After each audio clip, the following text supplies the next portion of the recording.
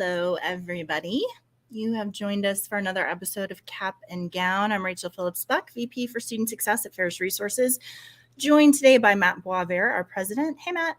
Hi, Rachel. It's not just a episode of Cap and Gown. What does that mean? This is kind of a big one. Oh, yeah.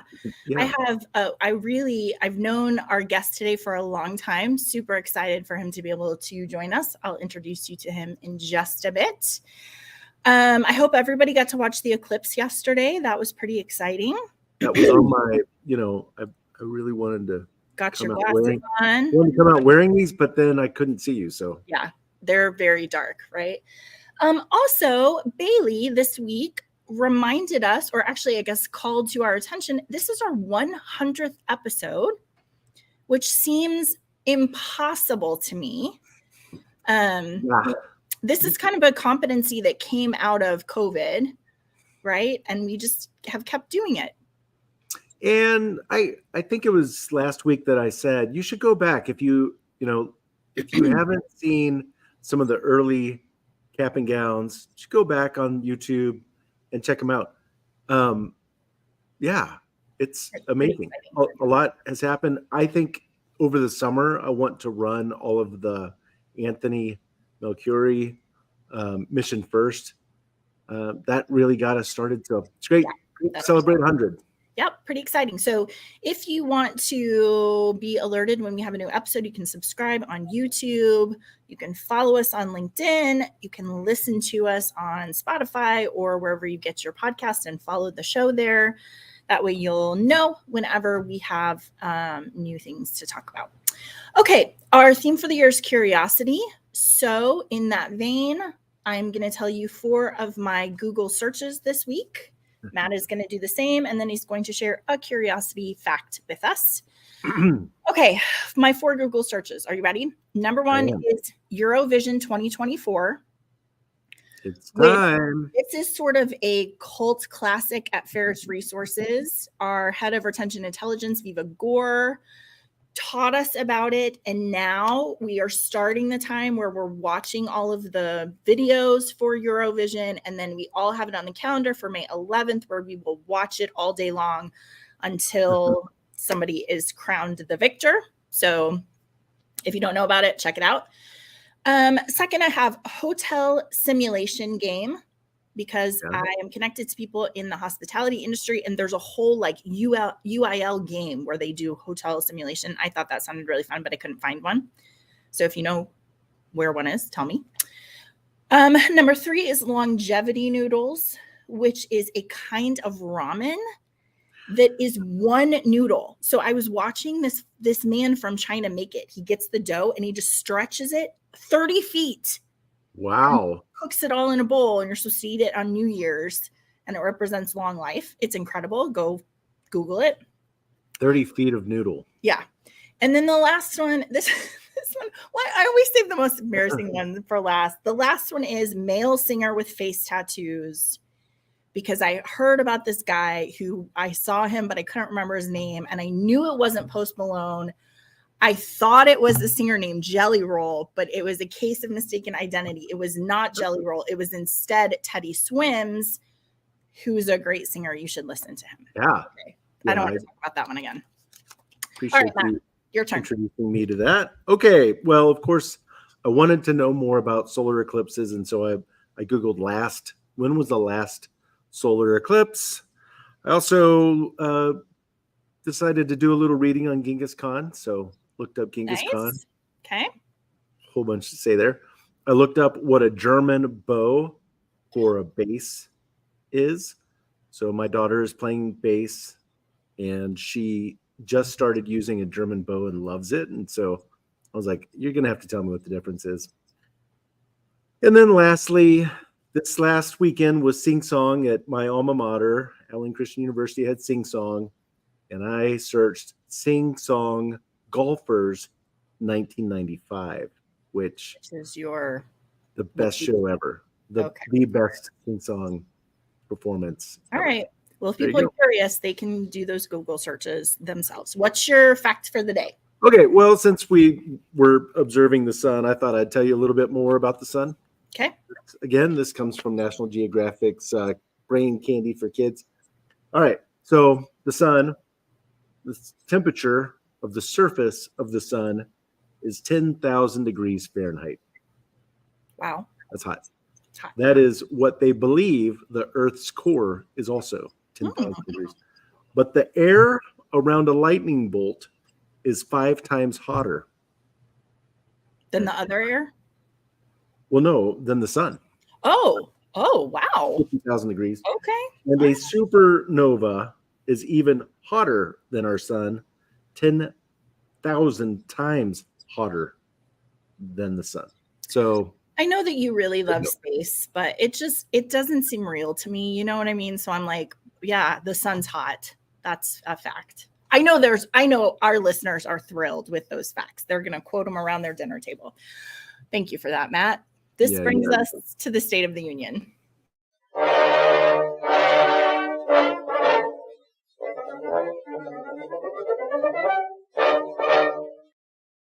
did you see a little part of me die when you were saying that? I know. I'm sorry. You need to talk to my sister. She really loves space. She would love to talk with you about it. I'm very sorry. All right. Okay. I'm also sorry that we've got to talk about FAFSA again. But you guys, I'm actually to the point now where I'm not even entertained anymore. I'm just like, hey, but for real, the next FAFSA cycle starts October 1st. That's where we are in the cycle. Like, we are so far past it that schools are like, what is happening?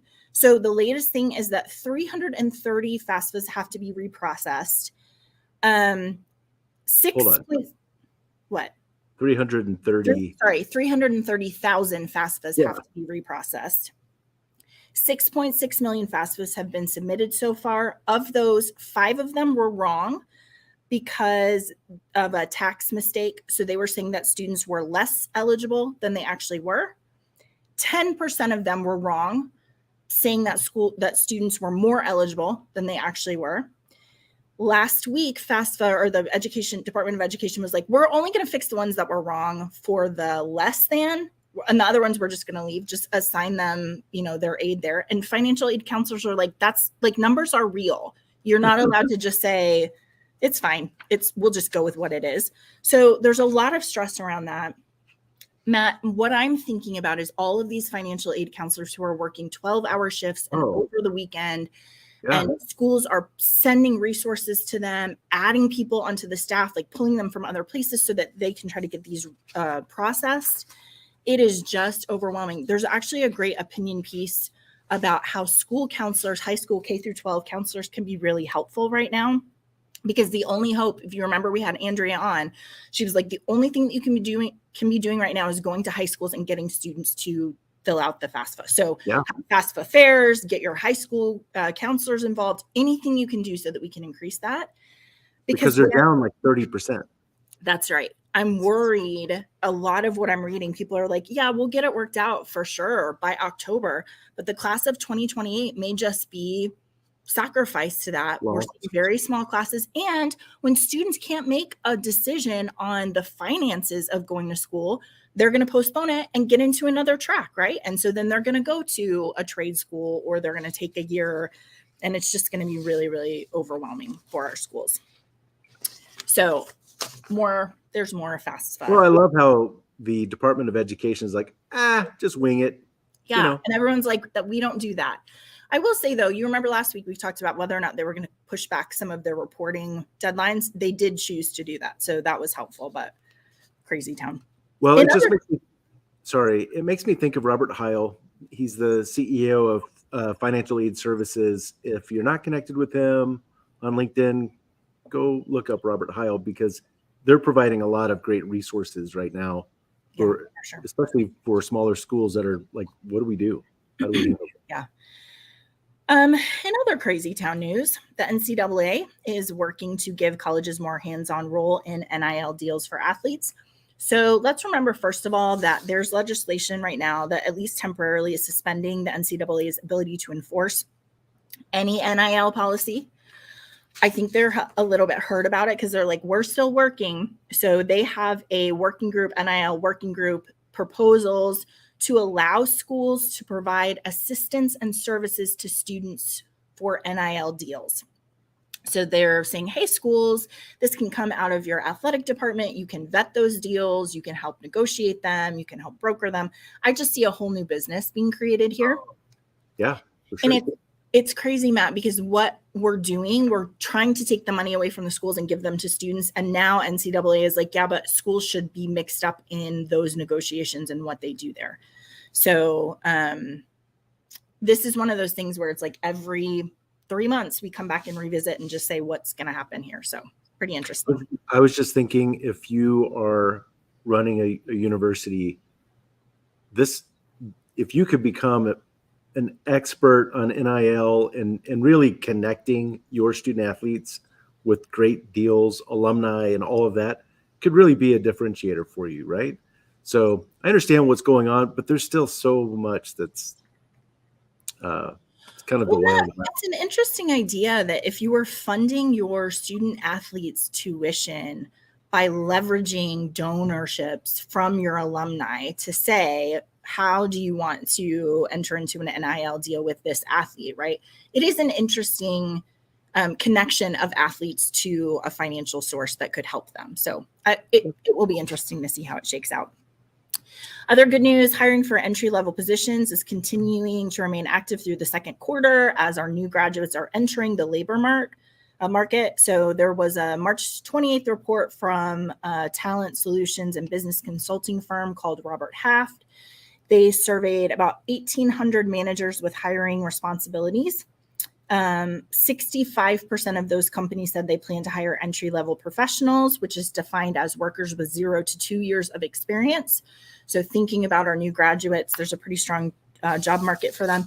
And one interesting development there is that these companies are using AI to train up their new employees. So they're like, yeah, we'll take entry-level employees because we have this training program where they can go through and we can get them leveled up. So I love that use of AI. I think that makes a lot of sense.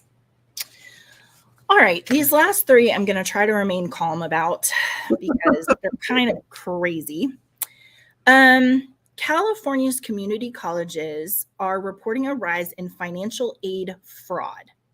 So they're called Pell Runners. These are people who enroll in community college, apply for federal Pell Grants, collect about $8,000, and then totally disappear from the scene. They do things like use retirees' Social Security numbers. They apply from foreign countries. What? They're not even real people, right? Well, some of them are bots, but some of them are actually going and scraping Social Security and using retirees' Social Security numbers. So since fall of 2021, California community colleges has given more than $5 million to these Pell Runners. What's so interesting about it is there are ways for you to tell that these are made up applications. So it's like online classes that have never been full. All of a sudden there's a wait list for them. You're used to yielding 1,000 applications in a month. You get 5,000. Right. You have applications coming from outside of the country at a higher rate than is normal. But basically, all of these schools, they started running these reports and they show that between September 2021 and January 2024, colleges received 900,000 fraudulent college applications and gave fraudsters more than $5 million in federal aid and $1.5 million in state and local aid. So this is going to spur all these companies who are like, hey, we're going to vet the applications. We're going to help you figure out if those are real or not, right? But also you think about real students. There's a story in this article about a student who was in an online class. His Canvas wasn't working, so he couldn't respond to the prompt that the professor gave him. The professor thought he was a bot, dropped him from the class. He had to call the professor, and the professor's like, sorry, I put someone else in your slot, so you have to take it next semester, right? So it just gunks up the whole system and just like puts all of these barriers for us being able to be successful with our students. So that stuff annoys me. This article is out of Forbes. It is worth the entire read. It is called As College Edges Towards Luxury Status, Gucci Offers a Cautionary Tale. So Matt, this article is funny because when I was telling you about it, you're like, I know. And I was like, I know, you know, but not everybody knows. The heart of this article is talking about how brands, which I did not know this. I would really like to know if I'm the only one. I need to take a poll of the office. But brand comes from cattle brand. That's like the first brand there was. And then they adopted it to be goods and services brands, which never made that connection before. You looked at me like I was crazy when I said that. Like everybody knows that. But the heart of this article is, as we are thinking about increasing in college costs for our most elite, AKA luxury colleges, that is all about trying to make tangible what college does for you, right? So in the same way that you're carrying a Gucci bag and people make assumptions about you when you say you went to Harvard, they make the same kind of assumptions about you. Right. And there's some evidence in this article that appetites for luxury, both in brands and in colleges, is decreasing, specifically because there's a lot of other alternatives now. We're not being super creative with the way that we're providing either luxury brands or college branding.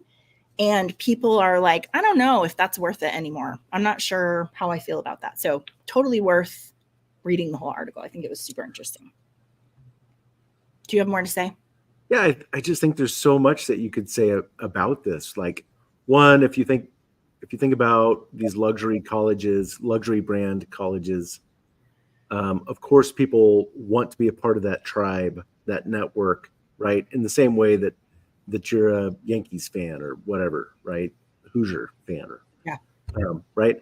So you have all of that, but then you were saying in this article, this why schools are spending so much money on their buildings is because this is the physical evidence, the tangibility of this degree that is kind of, hopefully in 4 years you pay a lot of money, and so the buildings are the representation of the quality, right? Right. So the all idea, that, you're comparing two things. When you talk about a luxury brand, that is tangible. And you can say it is leather and it is crafted well and all of that. And then we're talking about colleges, and you have to have something that you can point to and say, yeah, but look at our res halls. That's why right. this degree is valuable. The tangibility is in our res halls or our library or whatever. A little halo effect. When you have a nice building, then you must have great degrees, right? Yeah, for sure.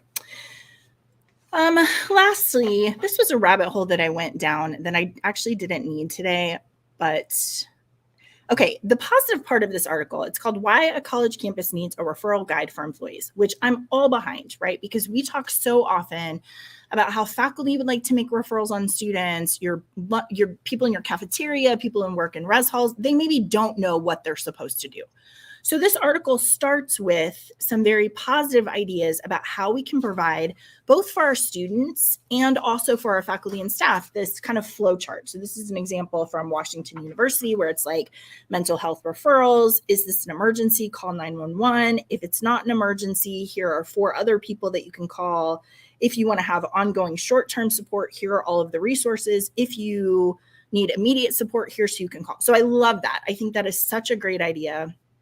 I'm getting more and more interested in this idea of how we invite students into this journey, right? So we work so much with practitioners that we're just trying to give them all of the right tools. But part of that is, how do we teach students to be self-sufficient and have agency, right? And all of those sorts of things.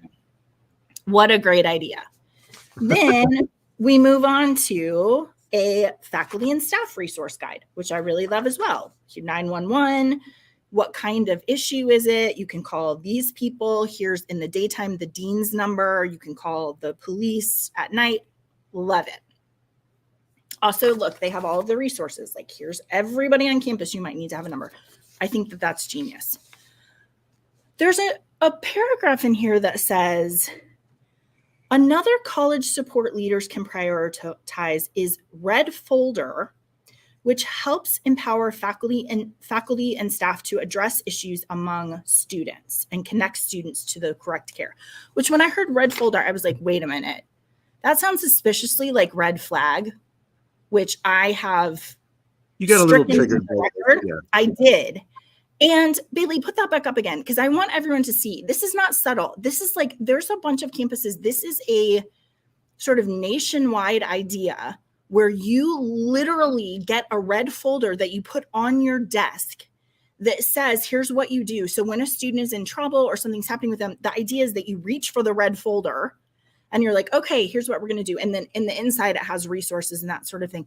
But I was just like, what are we doing? And for some of these referrals, the form talks about what was the incident, what is the name of the student of concern, like what did they do, right? All of those different pieces that are the language that I really don't like. And Matt, I don't know if you remember, we went to a campus one time where they kept talking about red flagged students. Yeah. And I was like, this is not what, there maybe are some red flag students, and that's a different protocol. But for most of our students, they're hurting, or they just need someone to see them, or they feel overwhelmed, or they feel stressed. And assigning this red folder priority to them really distresses me. So, Rachel, one thing that surprises me, so I mean, there's two parts here. One, the color really gets you, right? Yeah. So like blue folder would be okay for you. Well, listen, I found a campus that took red folder, like everything that they do, and they renamed it green folder. And I was like, thank you. So, if okay. I was talking to a student reaching for the green folder, I don't have the same sort of like, oh my gosh, this is an emergency, right? Yeah. So the color, but then the other piece that you highlighted is the language matters, right? Yeah. The way what is it you say? Like, I mean, really, what you're doing is creating for that student some idea of like, are What they is going to this? be okay? Yeah. So if you think about the difference between saying to a student, okay, this is a red folder issue, I'm going to report this incident, and you're going to be the student of concern. There's one way to do it. Yeah. Or you could say, hey, I have this green folder. It has all of the resources we have. So let's just call John and we'll walk over and they're going to give you what you need. Totally different, right? And if I'm a student, one of those, I feel like something awful is happening. And the other one, I feel like you're being really helpful. And again, I want to make a distinction. I understand sometimes we actually do have red flag students, and that's a different thing. But I think we have to be very careful to paint both of those issues with the same brush. A student care concern is not an incident, and that is not a student of concern, right? Yeah. So, okay. Well, one great way to think about it is if that student calls home and tells their mom what happened. I got red foldered today. You'd be like, oh my gosh, what happened? Come home. Yeah. Yeah. Coming to get you. Yeah. All right. All right. Well, that is the State of the Union. Look I got pink. Like I am very like riled up about this. I got to calm down a little bit before I can welcome our guest today. Matt, thanks for joining me for the beginning part. I'm going to welcome James Weiser to our show. Hey, James. Hey, Rachel. So James is the Dean of Library Information Services and Educational Technology at Abilene Christian University. A couple of introduction points for you. First of all, I'm going to try very hard to call you James and not J.A., which is how I knew you 25 years ago when we first met. So I will, or even better, I should just call you Dr. Weiser. I guess you can call me that. Because that's a new moniker for you. And is with January, is that when you finished? January 22nd. Yes. Awesome. So congratulations. Thank you.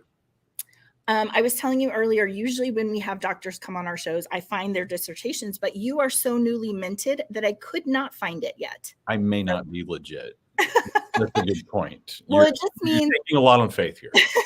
It just means when it finally gets out there, you'll have to come back and talk to us about the content of your dissertation, which will be helpful.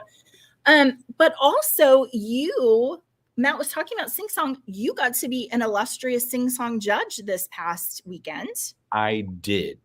How was that experience? That was really fun. I would do it again. I tried to adhere to the rubric quite a bit. So some judges, I think, just decide who they like and then willy-nilly, then reverse engineer their scores. I actually paid very close attention to the rubric, and there were some surprises. I have to say, I could have been an outlier judge. Well, I cannot overstate to our audience the seriousness of Sing Song. I know they don't know what it means, but they'll just have to do a Google search so that they can better understand. I was laughing because, my husband, who went to Hardin Simmons, Mhm. and when we first started dating, they have something called Sing. And he was like, oh, it's like Sing Song. And I went and I was like, no, honey, this is not like Sing Song. It is a much smaller scale. And the heritage of ACU is Church of Christ. Correct. Which is a cappella, which Correct. means our students are used to a cappella singing, which is what Sing Song is, right? That's correct. It's from 1957. So it goes back a long, long time. It's been around. Well, I was happy to have somebody familiar with a cappella singing on the judging panel. Well, and I did not go to ACU, so I had no penalties. I was paying myself for bribes. No one bribed me. Maybe I didn't get that message out well enough. If I judge again, I'm definitely becoming more explicit in my receptiveness to bribery. Well, everyone's unhappy no matter what, right? Except for the winners. Everyone's like, no, there was foul play here. So you might as well take bribes because then, there are less innocent conspiracy theories for sure. Yeah, for sure. The other thing, I didn't mention this to you before, but I was looking up some of your publications, and you have an article that's called Saying His Name, specifically around George Floyd. One of your co-authors on that is Dr. Liz Rainey, who is one of our clients at Loino. So I didn't realize that you knew her. How did you guys get connected? So Liz and I both did the same program at the University of Texas at Austin, the Doctor of Education, Higher Education Leadership. She was in cohort number 1. I believe I was in cohort number 3. And so we all shared, Liz and I had the same advisor who subsequently has passed away, unfortunately. Oh, no. But most of my dissertation was inspired by Dr. Pat Summers, who was Liz's advisor. And that article, that research project was the brainchild of Pat, and she included some of her grad students on it. And so Liz and I got to know each other through that. And I didn't realize that, but yeah, Liz is amazing and she is a complete superstar. And I've learned so much from her. And yeah, it was a really interesting project too. So. Yeah, it's good. Okay, so I have some questions for you. Let's start with the context of all of the things that you have done since you kind of entered this field of higher education. Can you tell us some of the positions in some of the universities that you've worked at? Sure. So I had a panic attack in the middle of the LSAT when I was an undergraduate. And I assumed I wanted to go to law school. And at the time I realized, oh my goodness, I don't want to go to law school. I don't want to spend the rest of my career with these people. I kind of had this identity crisis at age 21 or 22. And I realized my favorite job, I was a Barnes & Noble bookseller. And what could I be that was like that? And that's when I changed to become a librarian. So I went to Indiana University Bloomington for my master's in library science. And while there, met my wife, who was getting a PhD in political science. And so she's kind of dragged me around the world at some degree into the higher ed world. My first job out of library school was actually with General Motors in Detroit. So I did competitive intelligence, doing research on our competitors, finding out through patent analysis and through biography research, what the CEO of Toyota liked to eat for breakfast, what kinds of things they were patenting. And as I was told by a presentation with SCIP, which is the Society of Competitive Intelligence Professionals, once that gets into your blood, it never really leaves. And so I have fought a legacy of creepiness ever since. My friends always say I'm the creepiest person they know. And they're right, I am. But that's because I love to do research on people, organizations, and institutions, which actually helps in higher ed. Yeah. So when my wife finished her PhD, she was hired at Pepperdine University in Malibu, California, and I moved with her in 2004. Very quickly, I was put in charge of the business library there. And after a while, I then became director of the graduate campus libraries for Pepperdine. I did that for a while when the executive director of the Library Consortium of Private Universities in Texas and California tapped me on the shoulder and said, hey, I'm looking for an assistant director. Would you be interested? And at that time, I guess I was I would have been about 30 or 31 years old. and realizing that I had a pretty long runway before I needed to retire, I better learn as much as I can. So that was that kind of, when you look at my vita or my resume, you might say, well, you've done a lot of things in 5-year increments. And it's because I've been mortified of retirement and trying to figure out how in the current milieu of the economy can I make sure my skills remain current? Well, it's to keep learning. So I've looked for a variety of experiences, knowing that, who knows when they'll come into handy. But I was a library consortium assistant director, then worked for Sage Publishing, which is an academic publisher. I really loved that job, but it was so much travel. I was on the road 90 nights in a hotel. And while, the airline status was great and the hotel status was great, we were about to have our first child, and that wouldn't be good for anyone. And so I stepped into a consortium director role as the director of the Library Consortium for California's community colleges. So I listened with intrigue to your previous story in the State of the Union about the Pell Runners and the CCCs. And then in 2020, my wife and I had a midlife crisis and decided to move to Texas. And there are far less innocent midlife crises too. But I had been an admirer of this university in Abilene for many years. I'd known many of the librarians, and we have a really great library staff. And it's a really fun place to be. And so we came to Texas. And during that time, I enrolled at the University of Texas at Austin for my doctoral program in higher educational leadership. So I don't know if that answered your question, but that's kind of my bio.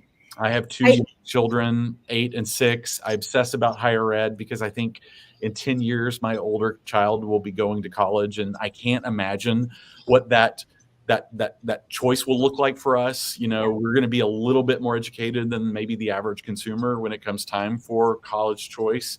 Ultimately, it will be their decision. But I watch with sheer panic and anxiety about the cost structure and how much it's going to be by the time my children get there.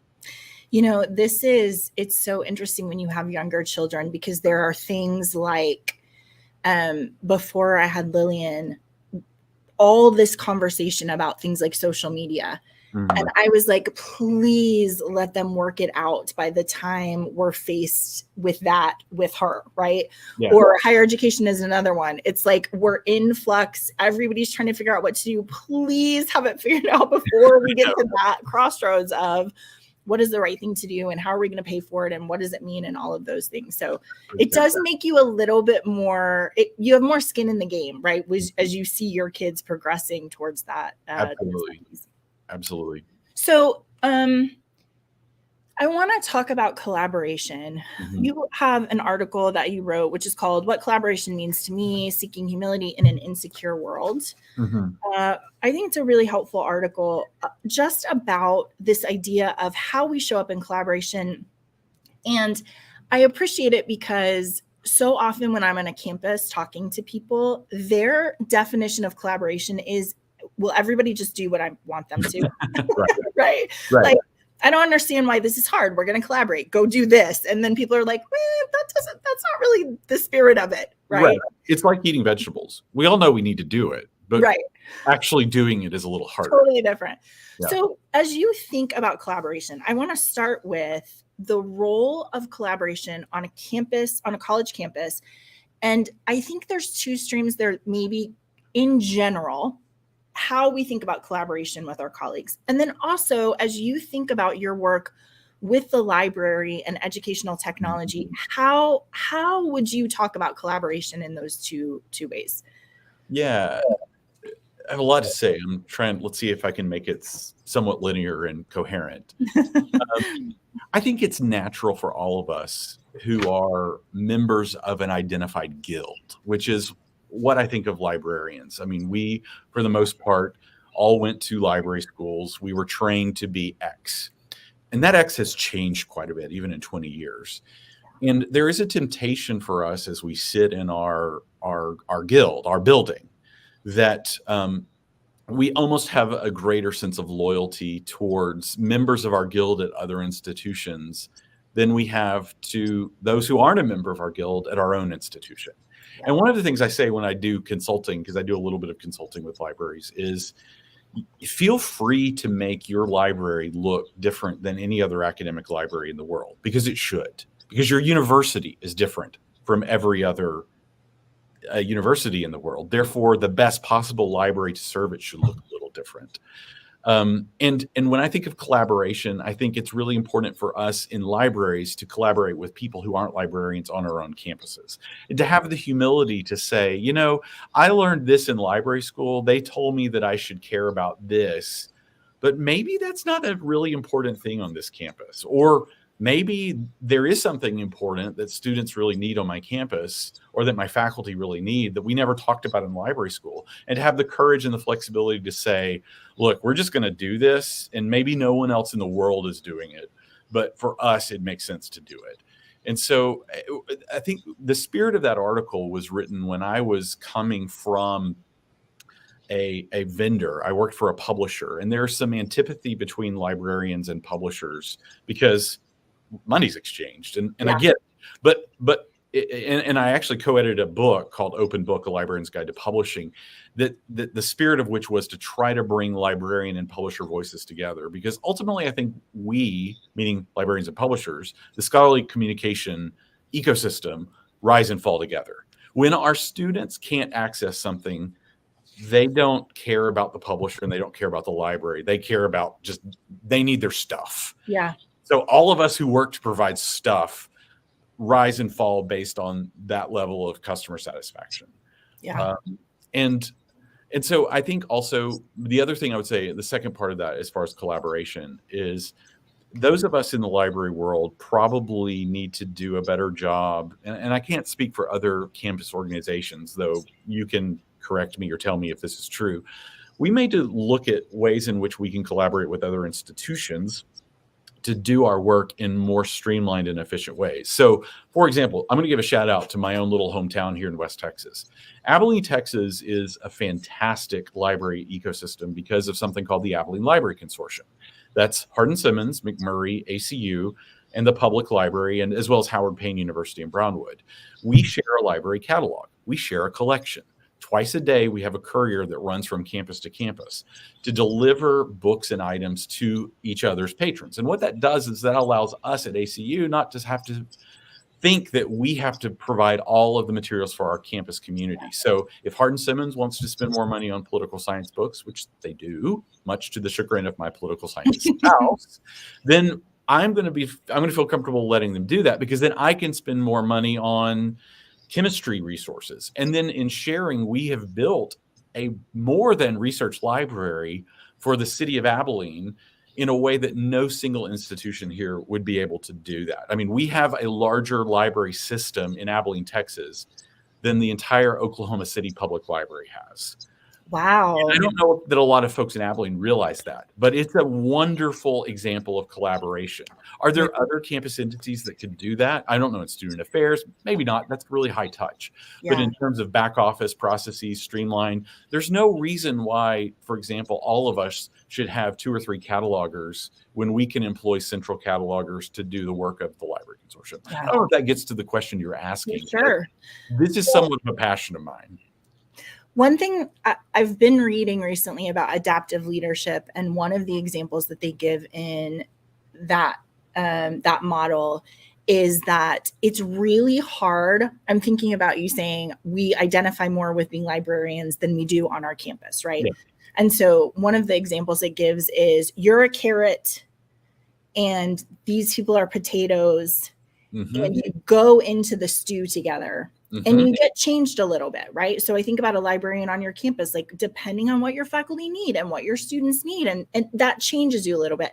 But there's some resistance to then having to go back to the carrot land. And they're like, where have you been? Because, right? Because you left and now you're coming back into your discipline and you're not exactly the same way that you were because you've been transformed by your community, right? Well, and I have a very good friend. I'm not going to say who he is, but I guess I've said his gender, who was a librarian and a library administrator who has crossed that divide to go work for a library vendor and is trying to get back into the world of academic librarianship. And he's not getting very far. There are a lot of really well-regarded, well-known academic libraries who will pass on him because they say he's been tainted as being a vendor. Right. And I just can't overemphasize how angry that makes me, Yeah. because there are many skills that I learned being in the vendor world that I never saw in the academic library world. Things like how to run a meeting, how to be on time, we those of us who work in a higher ed, we're a strange bunch of people at times. Yeah. And there sometimes we misbehave and have behaviors that are just not accepted in the business world. And that has served me, I think, pretty well. Yeah. Um, That kind of cross-pollination, I think, is so important. And I think it's important for faculty. It's important for staff. If you think about how we all get in a room together with our clear perspective, right? I do show up as a counselor. You do show up as a librarian. Matt does show up as a business faculty, right? We have our clear perspectives. And yet there are problems and situations we can look at together where we learn from each other about how to approach that, which seems like really the heart of this article. And I love our Abilene Library, public library system. It is very rare that I need a book that I can't find. Yeah. That they won't have sent to me from somewhere. So I'm with you on that. I'll give them a shout out as well. Out here on the plains of West Texas. Yeah, that's right. Okay. I think about in higher education, this idea of faculty, especially in academics. Our faculty are kind of the engine for academics. And I think about the library as the fuel. And so thinking about when you're considering how the library on your campus serves your students, like the position and the service that you give, what is at the heart of what the library should be doing for students? Yeah, that's interesting. Many people, including, I cited him in my dissertation, but it was the president of Harvard who called the library the heart of the university more than 100 years ago.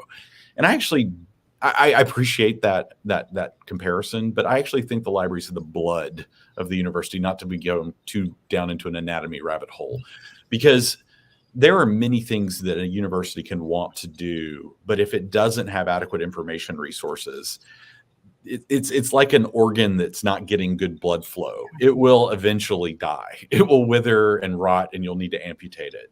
And what we in the library do is provide scholarly information, because more books were printed last year, more print books were printed last year than at any time in the history of humanity. So when people say, well, isn't everything online? Of course it isn't. In fact, there is more in print than ever before.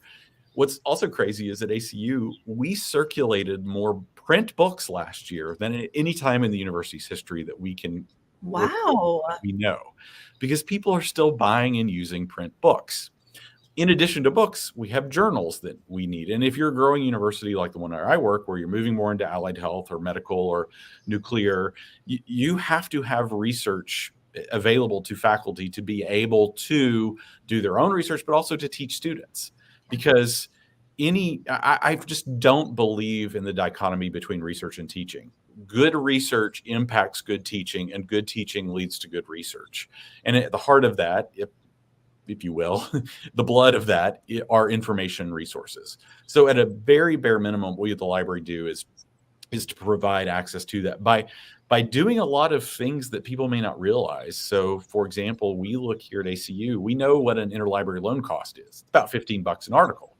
And we meticulously track cost per use for all of our electronic resources. And if something is below $15, we generally know then it's actually cheaper for us to subscribe to it than it is for us not to subscribe to it. Yeah. But when something gets above 16, in that Mendoza line, then we look to cut it or reduce it or try to figure out some other way we can do.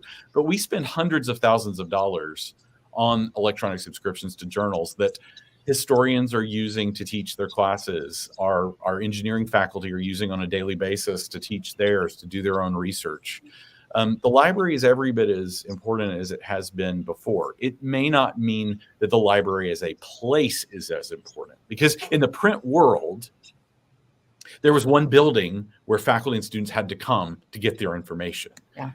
That's not true anymore. And that hasn't been true for 20 or 30 years. As long as people realize, well, someone is behind the scenes buying, acquiring, curating, and mounting this information and analyzing it, and those are the library, I'm comfortable with that. But, do we need as much space for, do we need 40 laptops or computers out in our Right. information commons today when people have more computing power on their phone than they did 15 years ago when we put those? Probably not. Yeah, it's such an interesting evolution, right? You think about when I started school, computer labs were new, Mhm. and the library was only books and microfiche, right? Yeah. Like that's what we did. And Yeah. then you had, okay, now the library should be a place where computers live because this is where students are going to come to try to get that information.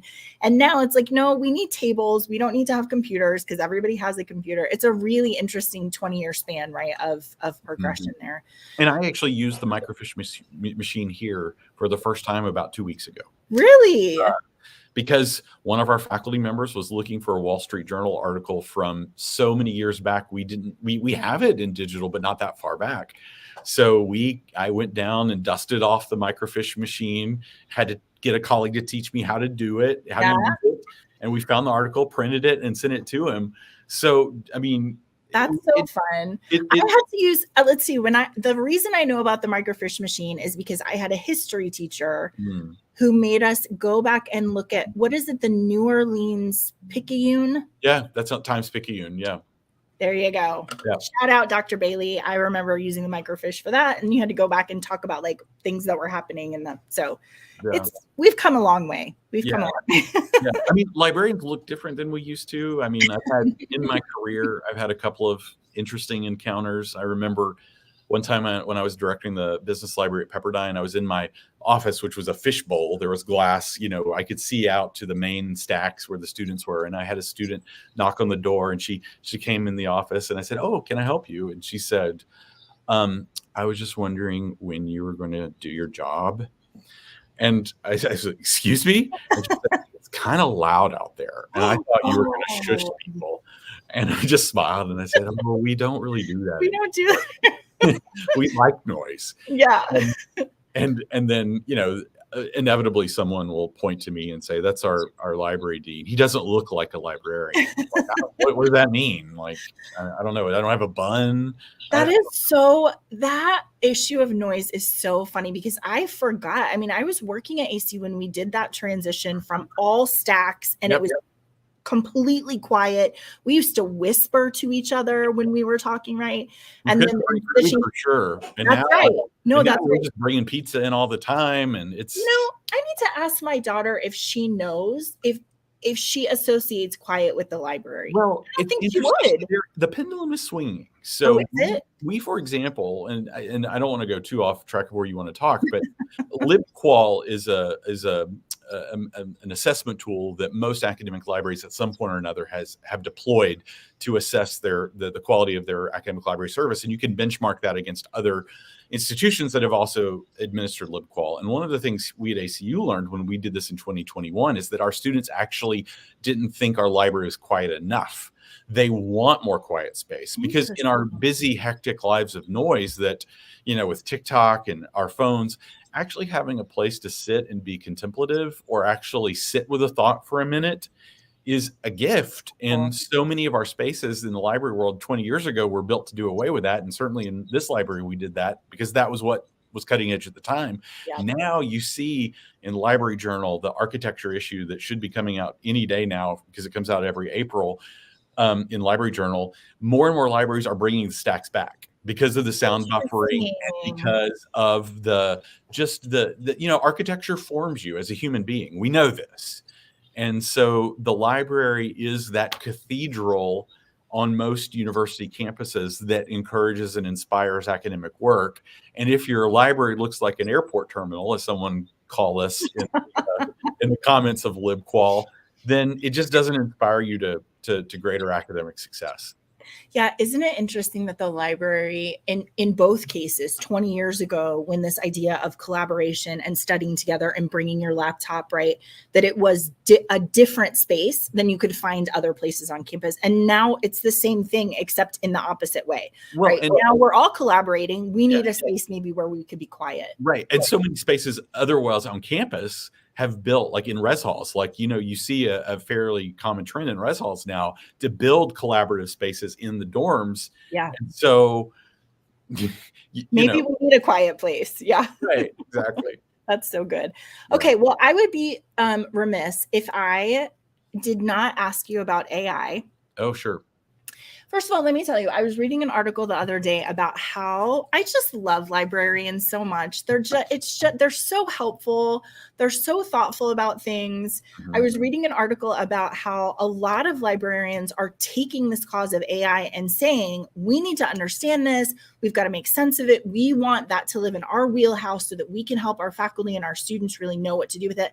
And it reminds me of when the internet started. Yes, absolutely. Right? Where it was like, okay, here's a tool, and our job is to be thoughtful and do research and figure out how we're going to use this. So, your reflections on AI these days? I think your example of the internet 25 years ago, I mean, my goodness, probably longer now, mid 90s, is the good example. Librarians in the early 90s, mid 90s were more reticent to embrace the future of technology. Like I remember forever, Google was an enemy to librarians because not everything is free and available on Google. And that's true, but there's a lot that is. Yeah. And so what we learned in the librarian profession, I hope, is that if there is a tidal wave coming, swim along with it and try to teach people how to use it when that time comes. Most librarians I know are not anti-AI. I think actually the instructional faculty are far more anti-AI than librarians are. Yeah. Because librarians, I think our DNA is we just kind of are more pragmatic and we see this is happening. This isn't, I mean, large language models are not going away. That you can't put that toothpaste back in the toothpaste tube. Right. So what can you do to create a learning situation that is impactful and meaningful for critical thinking skills that and I've seen that, for example, you just have to rework classroom assignments to assume AI. That's what I would tell faculty and have on this campus. And we are looking, how can it help us do our work more quickly? I mean, I can tell you, so my preferred large language model is Claude. I receive no money from Claude. I like it better than ChatGPT. And yesterday I had a meeting with an administrator here, and we needed to, we talked about generating a memorandum of understanding, an MOU, for another faculty member here on campus. And I left the meeting at 3, went back to my office, went into Claude and wrote the prompts. And that MOU had been generated in almost its perfection within 20 minutes. I mean, I had done that in 20 minutes. It took Claude about, 10 seconds once I'd done the prompts. I mean, my goodness, how efficient. Why not? Why wouldn't I do that? Right. I mean, so to learn the appropriate use, should I use it to write a term paper? Absolutely not. There's ethical considerations. I'm really glad, for example, that my doctoral dissertation was largely baked before the generative AI explosion happened. So I wouldn't have been tempted to even think about using it. But I will tell you one thing I did. When I actually had my dissertation defended, I was supposed to submit it to the University of Texas Graduate School with an abstract. And so I thought, hey, let's do this. I'm going to submit it to Claude and see. And it took about a 160-page document and in about 20 seconds condensed it to an abstract that was really good. I mean, I probably could have taken a couple of hours, fidgeting and futzing with it, and it wouldn't have been as good as that. And so why not learn how to embrace it and talk about the ethical ways to use it, and let it help us. Yeah, for sure.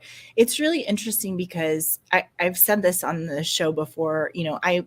On some campuses, they're like, we're not going to talk about it. Mm-hmm. We're not going to have a policy. We're just going to wait and see what happens, which I think is about fear. Sure. I think it's about making the wrong decision, right? But again, like with the internet, I mean, I remember you had to teach students how to do Google questions. Here's the way you're going to put it in, right? And here's your search, the kinds of phrases you should look for and those sorts of things. And so thinking, first of all, that Matt and I were saying the other day, when it comes to cheating, it's much better to give students good tools and good thought process for why they should or should not cheat versus trying to restrict them because they've got a lot of time on their hands and they're smarter than you when it comes to technology. Right? So I mean, we have having those conversations. Yeah, we have an instructor on this campus who has an interesting approach. He asks his students to use an AI tool to write a term paper or write a paper, and then they critique it. You have to critique Wow. that. I love Which is that. a way to, is that currently outsmarting AI? Maybe eventually AI will critique AI. Maybe there will be a Yeah. reflexivity part of it that we can't yet determine. But I tend not to get too upset about these things. Yeah. It's if it's inevitable, use it to your advantage. I'm actually very curious. I was reading something the other day where in K-12 teachers were saying, I actually have gone back to having my students longhand write out their papers because Sure. I send them home and then I'm not sure whether or not. So it's interesting again, right? This pendulum swing of like Oh, yeah. where we type everything. And then it may be that now we come back to you're submitting Blue Book essays again. I think buy stock in whoever publishes Blue Books, because I know I have heard faculty friends say they're bringing them back in a way Yeah. that I couldn't have imagined before. And, Yeah. and honestly, that technology, if it's a technology, is fine. Right. You know, the ability to actually think on the fly and write. I mean, that's what we're testing. So for sure. I see no problem with Blue Books. Yeah, I really like the idea too of having a student write a paper and then do a presentation of it, right? Because if it comes from AI and they then synthesize that information in a way that they can talk about it and teach it, then you've accomplished what you've tried to accomplish, right? It's the end of the paper as the sort of evidence of the synthesis that you should have been doing in your education. Right. I think that's what AI is really going to blow up. And it's kind of like, I have an 8-year-old and a 6-year-old, so I'm not a pro at parenting, but one thing I've been a kid before, and the trust that is built, like, when my own mom wouldn't give me a curfew and just said, look, I'm going to be on the couch. You don't have a curfew, come home anytime. Well, then suddenly I thought, I don't want her to stay up all that late, so I better come home on time. If you're an instructor who's like, absolutely no, well, you're basically daring your students to try to cheat or get around you. It's far better to actually meet them in the middle and walk together towards that path of learning. Yeah, for sure. So good. Okay, we just have a couple of minutes, but I do have a question about I was talking to a guest, I think last week, and she was saying, sometimes in our jobs, whether you're a librarian or a dean of students or a counselor or whatever you are, in our jobs, we're in this place of busyness where we're just doing our work. Mm-hmm. And then occasionally there are times where we look up and we see the students in front of us and go, oh, right. Right. This is what we're doing this for, right? So in your work, where are those opportunities for you to look up from all of the things that you're managing and just be very present with the students on your campus? So I don't know if I can only speak for myself. I am actually going to be teaching in the fall, Cornerstone, which is our first year seminar. And this is something I've wanted to do. I've been fortunate being married to a faculty member who invites students to our home. I've kind of by proxy gotten to know a lot of students, and then I've known student workers in the library. But I do think that's a challenge for librarians is, when they come to you, it's a very transactional, help me find this or check out this or do that. You don't get to know students on a deeper level. Some do. I think of Melinda Isbell in my own library, who is fantastic at that. But you have to be intentional. Also, let's be clear, a lot of librarians are a bit introverted. So we that may not be our default. But the reason I want to be in the classroom. I want to get to know students and be the instructor of record. And as I've told the individual who directs our own Cornerstone, I may fail spectacularly. If I need to be fired, I've just asked him to not make it awkward. But I think you have to be in the classroom, because I do think at its core, higher education is what happens in the classroom between faculty and students. All the other things are important. And yet that's the one thing when you ask a student, what are the 20 years from now, 30 years from now, you just mentioned it with Dr. Bailey in the microfiche example.